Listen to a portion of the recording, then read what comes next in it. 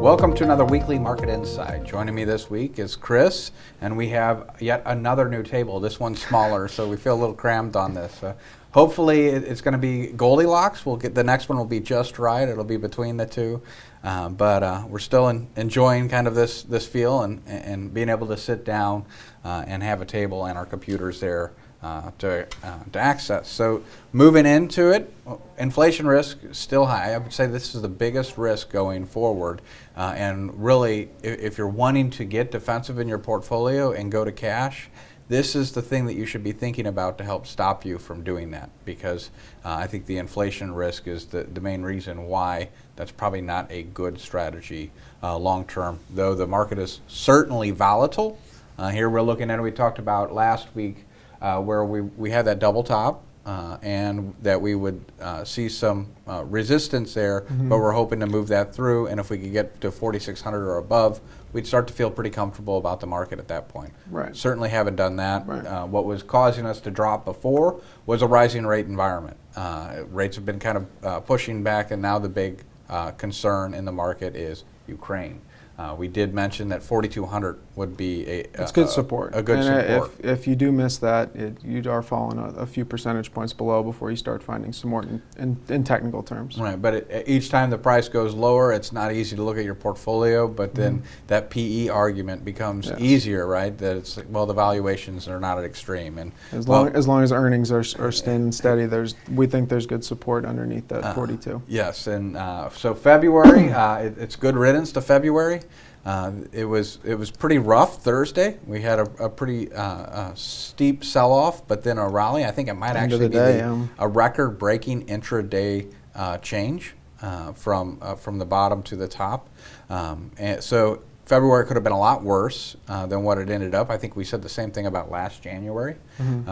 Towards the end of the month changed things. But if we're looking forward in March and we just look at the historical average, it tends to be a strong month for March. And then we can see those May, June, July, August, September as the historical averages, and especially that August, September. We've talked about that in many talks. But I was just going to say we're coming up on 2 years of the March 2020 drops, which is in the orange column, the past 10 years, skewing that down a little bit. But seasonally, it's a good month. Seasonally, it's a good month.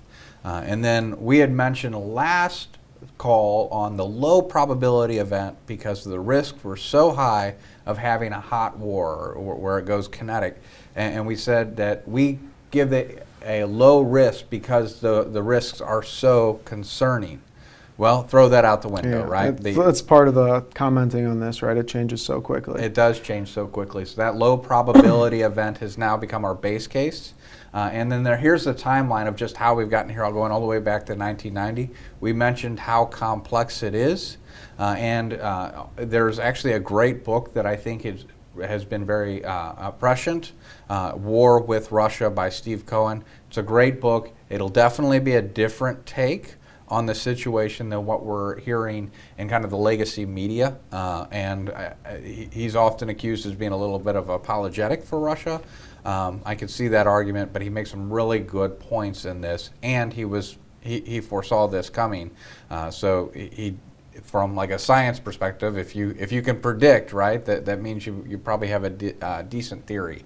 So those that like to follow up and read on these things, this book I think is a really good one, one that I've gone through here with the recent turmoil. So then, what about what's going on in Ukraine? We talked about how complex it was, and you basically had two arguments. You had those that are pro-Russia saying 70% of the people in the East hold Russian passports, they speak Russian. Kiev is the cradle of the Russian Orthodox Church. A lot of history there, all of which are true. But then you also have the argument of NATO, that Ukraine wanted to be part of NATO because they felt threatened that Russia would invade their borders. So who was right? It was really difficult because both arguments can be compelling and be used against each other, and were used against each other. Well, I think we've gotten a little bit of clarity of what the Ukrainian people are actually, how they feel it, or at least the people that feel enough to be compelled to action. And they're being they are actually going into the draft to fight for Ukraine, not to coincide with the Russians. So there's a lot of civilians getting issued weapons, using their weapons to stand against what they consider a Russian invasion. I would say, who cares about the complex arguments? If we all, at least in the West, agree that you should be able to select the government that rules over you, this would say, well, the Ukraine wants to be its own sovereign space and Russia needs to move out. Those weapons have been fairly crude with the Molotov cocktails, but some things have been changing. Specifically, the Javelin, which is an anti-armor weapon. It's a fire and forget weapon. So basically, you line it up with whatever armor is there, press the button, it's going to target, and you could actually then begin to fire on another's. It will go up in the air and actually comes down at a very fast speed, faster than Mach, and was able to evade some of the anti-rocket or whatever basically the Russian tanks will explode before this rocket explodes. It's able to evade that armor or defense system, and it's really turned the tide in the way the tanks have been able to roll in. Now, one thing is they're surrounding Kiev, and that may mean that they are going to bring in unconventional weapons, because I think Ukraine has a shot. If it's just conventional, it's kind of the urban. They actually have an advantage. So there is concern that unconventional weapons would be used. That would certainly be a war crime if it was the case, but that is concerning, and that seems to be where we are at the moment, and why it's kind of slowed down with Russia basically building forces around these cities. So then we have an even more difficult situation where Putin has put their nuclear arsenal on red alert.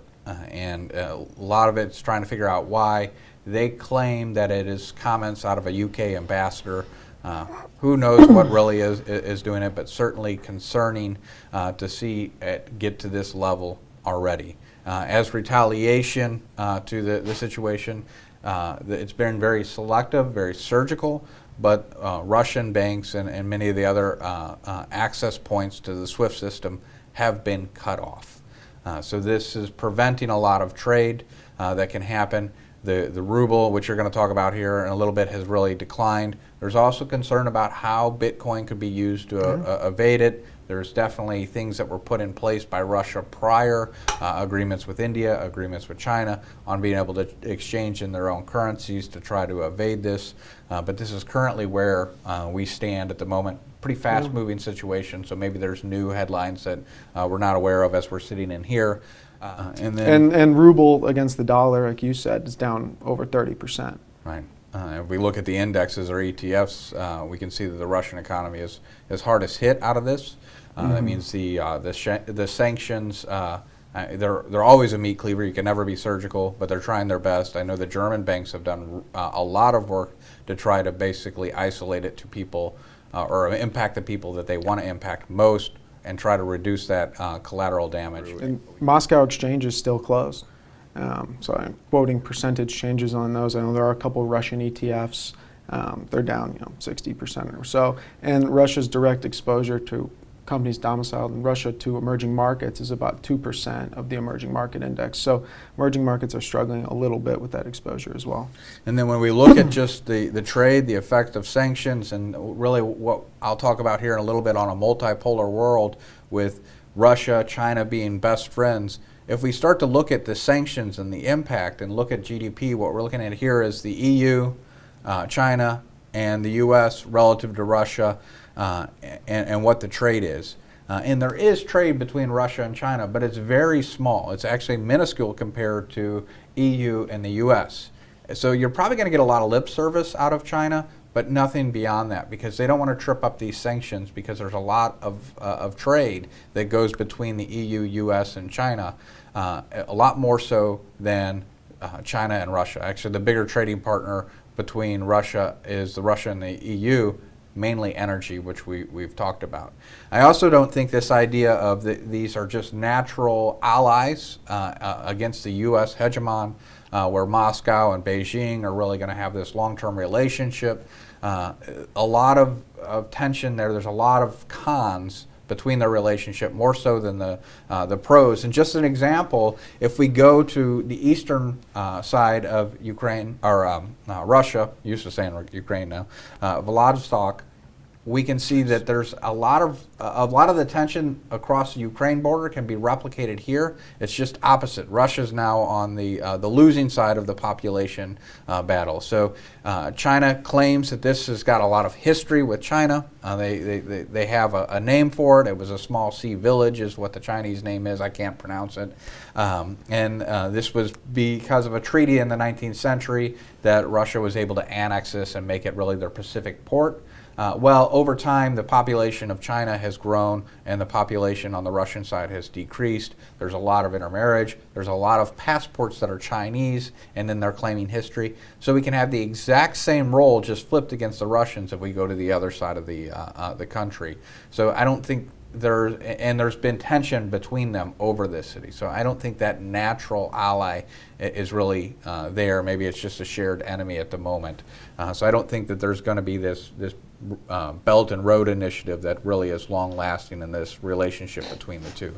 But that idea of Pax Americana, which really since the 50s all the way up to present, was the U.S. being dominant, the indispensable nation. So that created a geopolitical environment that was very stable whenever you're doing global trade, and the reason that we had globalization. Well, now if we have China and Russia also being able to invade sovereign nations, creating these sanctions, creating a lot of issues within trade, then that's going to create a lot more upset whenever you're trying to just understand the economic impact. There's going to be a lot of things that kind of prevent you from just crunching the numbers and saying this is a good deal. In addition, the EU is probably going to also come out as a power. I know Macron is really advocating that they take a bigger part in the defense of the European continent. So I wouldn't be surprised to see them. A great book for this to understand that that the U.S. will probably still be dominant is Unrivaled by Michael Beckley. I think it's going to be somewhere in between of China is going to be the superpower and the U.S. is going to remain the superpower. More of a multipolar world going forward, and I think that sea change really happened on Thursday. At least it did for me whenever I look at it. So what to do about this? If we're going into this multipolar world, I think Ukraine does help give us some ideas. Bringing it back to inflation, you always make fun of me for this, but I look at PCE core inflation, maybe the most dishonest inflation measure. It removes energy and food, but this is what the guys with the money printers look at. They look at core PCE, so that's why I like to look at it. And it is at another record since the 80s, 5.2% year over year. It really gets us to the question: is anything going to change with monetary policy given the new geopolitical events? I think this really gives a lot of cover to the central banks. Before they were needing to raise rates because there was not something else to blame it on. Certainly it's got to be the monetary policy, especially if supply chains were coming back online and inflation was persistent. They would have needed to raise rates. Well, now they can point to a geopolitical event that they need to continue to be accommodative. We need a strong economy. We need to rebuild these supply chains. So I think this it lowers the likeliness that the Fed is going to aggressively counteract inflation through monetary policy, in my opinion. To me, that's just like all things being equal, this seems to lower the likeliness that they'll be raising rates aggressively. Right. They want to stay somewhat accommodative so they don't have that effect on reducing growth. They'd rather keep some inflation more persistent. Is that what you're saying? Yes, to be more accommodative, to provide capital or at least funding for additional products and keep the things going, especially since they can with sound reason say, well, the inflation is due to this this geopolitical event or this, I don't want to say war event, but pretty much that's what it is. So I think they will remain accommodative for that. And Powell's in front of Congress today and tomorrow. And then, of course, the March meeting is in a couple weeks. So possibly some news coming forward, but unlikely to be too much today and tomorrow. Probably just they probably know what they're going to do in March already, right? And just trying to change tone a little bit, maybe. But if we were looking at this a couple of weeks ago, it wouldn't have less than 10% for a 50 basis point hike. Right. The market was expecting over 50% chance that they'd hike rates twice at this meeting. So more likely, and also even if there isn't a kinetic war where there's a lot of troops or whatever, just the movement and the militaries consume a lot of resources. So I think I don't think this tension is going to go away. I was hoping it was last week whenever we were talking, but with Thursday, I'd say this is the base case, and prepare for continual inflation. The flight to safety trade is here. Right. So we all knew rates and yields were rising the past 6-12 months, but the last week Treasuries cut a bid with this flight to safety. What we're looking at here in the blue line is from a week ago, and the red line is last close. And what we saw was basically a 15 basis point parallel shift down, a little bit steeper, with a little 1 basis point less on the short end, but short-term safety maybe. But I think our take of Treasury still being return-free risk is still going to be the play for the next several months. Right. I don't think the inflation component has gone away. It's probably, that argument is probably stronger at this point, yet rates are further down. And it's mainly because return of your principal is better than return on your principal. But you can't forget that they're likely to lose purchasing power, so you're not going to get your principal back in reality. It's a short-term trade, and that's not something we do for fixed income. Right. So we are going to lag on the last week in fixed income, and the next couple weeks if the flight to safety remains, because our bonds are not going to see that appreciation that the longer end will see. So then what's this doing on price to earnings ratios, which have been fairly rich up until this point? Yeah, they've been, the 5-year average is about 18.5, and we can see we've been above that for a couple of years now. With the decrease in price on the S&P 500, we're back towards that average, and the average maybe is certainly historically elevated, which rates were, or PE ratios were more than that 16.5. So we are still above that, but rates are much lower too. So we've talked about how price is one lever, but the earnings, how are the earnings moving? Have we seen anything yet? The earnings have been okay, and there have been a handful of revisions down, but nothing too significant. That this is what we said earlier. We think the market will continue to be supportive here, and that as long as earnings are coming in, and that really is the question, right? With geopolitical events, what's going to happen to earnings? What's going to happen to GDP growth? And if the question is, well, we don't really know, well, you're going to see a lot of volatility. And this is Morningstar's recent revision, and for 2022, they are on the high end of what most analysts are saying, but they're seeing 3.9. We're seeing 3.9% GDP growth for 2022. They've revised it down only 20 basis points to 3.7. So we're not talking percentage points. We're talking basis points. We're talking basis points still. Maybe that's not enough. That's really what the market's trying to digest. Right. It's too early to say. And here we're looking at the Atlanta Fed and blue chip consensus. Atlanta Fed is saying that the GDP is going to be flat to possibly negative. And the blue chip consensus is saying between 4 and 1%. Any thoughts on that? This is just quarterly, so maybe they're thinking the first quarter will be a little bit rough and rebounds after. But this kind of brings it back to what you said about modeling. And it's hard to model. You see two large analysts disagree completely on where growth will be right now. So slight changes in any of those inputs give you a totally different output. It's just not very robust. And I would also add that as pessimistic as this chart is, they've been wrong to the downside. So GDP has been higher.